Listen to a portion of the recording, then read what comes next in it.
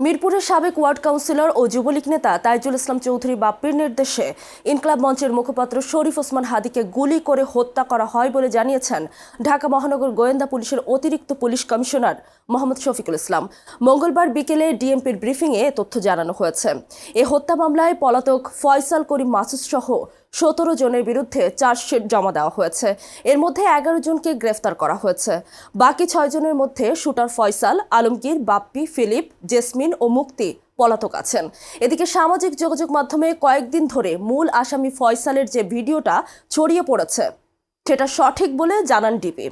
এর আগে স্বরাষ্ট্র উপদেষ্টা লেফটেন্যান্ট জেনারেল অবসরপ্রাপ্ত মোহাম্মদ জাহাঙ্গীর আলম চৌধুরী জানান, শরীফ ওসমান হাদি হত্যার বিচার অন্তর্বর্তী সরকারের সময়েই শেষ হবে। প্রসঙ্গত, গত 12 ডিসেম্বর দুপুরে মূল অভিযুক্ত ফয়সালের গুলিতে গুরুতর আহত হন ওসমান হাদি।